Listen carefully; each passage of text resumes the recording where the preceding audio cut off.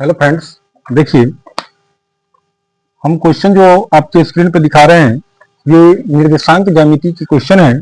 जो आपको 2017, 2015 और 2015 अर्थात दोनों शिफ्ट में पूछा गया है। इसमें कहता है उस त्रिभुज का केंद्रक निकाले जिनके शीर्ष 3, -5, -7, 4 तथा 10, -2 है। देखिएगा शीर्ष जो दिया है, मान लीजिए पहला दिया है x1 जो दिया है आपका 3, y1 जो दिया है -5,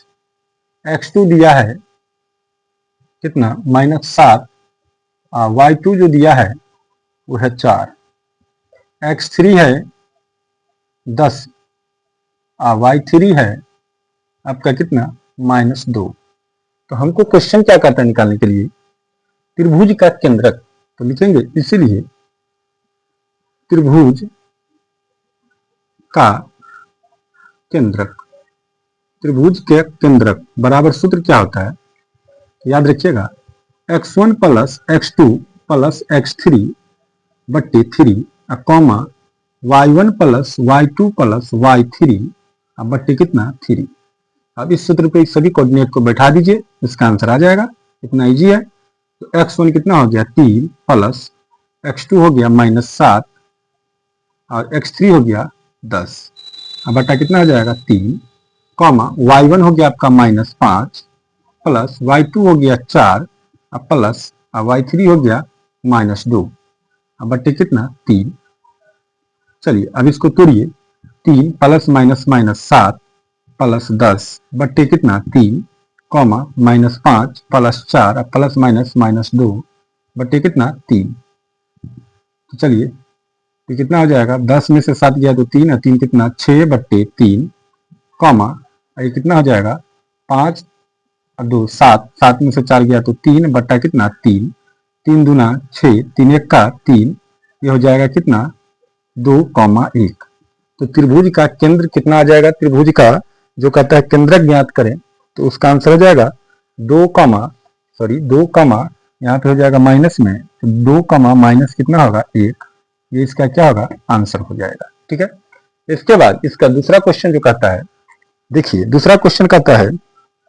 कि त्रिभुज का क्षेत्रफल ज्ञात करें। क्या ज्ञात करना है याद रखिएगा, त्रिभुज का क्षेत्रफल ज्ञात करना है, जिसमें क्वेश्चन कहता है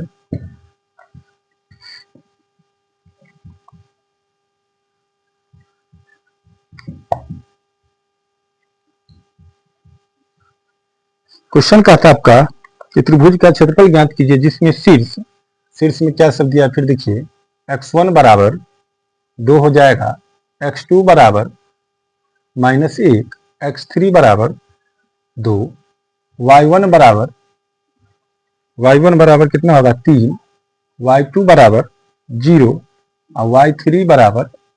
-4। तो त्रिभुज का हमको क्या कहता है क्षेत्रफल निकालने के लिए, तो सबसे पहले आपको त्रिभुज के क्षेत्रफल को देखना है कि सूत्र क्या होता है। तो आपको उसको याद रखने के लिए देखिए बहुत अच्छा सा एक लॉजिक बताते हैं, 1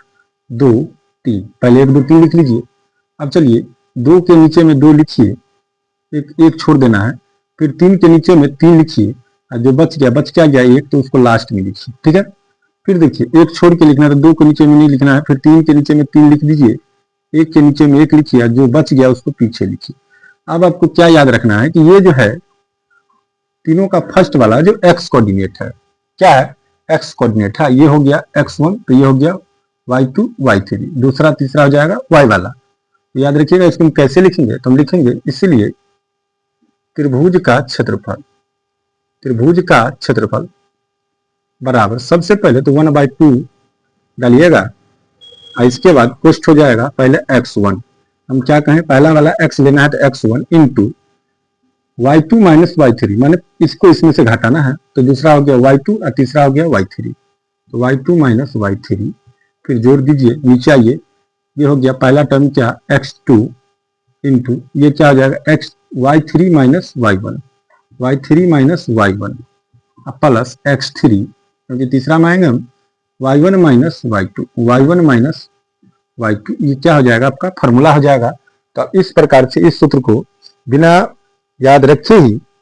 आप बना सकते हैं इस ट्रिक पर। अब ऐसे आपको याद करना होगा, फिर भूल जाइएगा क्योंकि ये सूत्र थोड़ा लंबा है। ठीक है,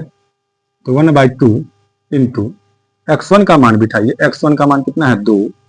y2 कितना हो गया 0 माइनस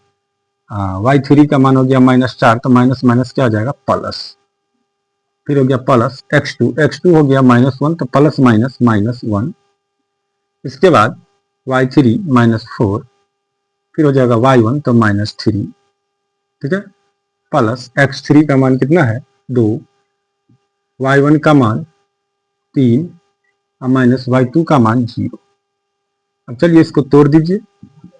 2 इंटू 0 जोड़ेंगे 4 में तो कितना हो जाएगा 0, तो 2 गुने 0 माइनस 1 गुने 4 माइनस 3 माइनस तो -7, अब प्लस 2 गुने 3 में से 0 जाएगा तो 3,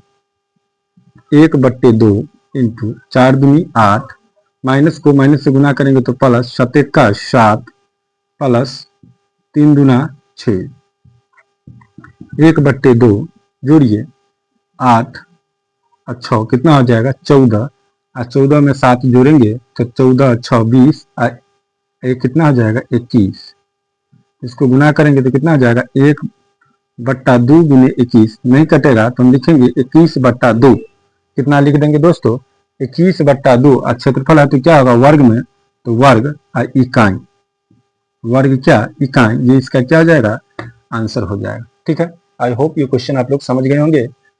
चलिए नेक्स्ट क्वेश्चन की ओर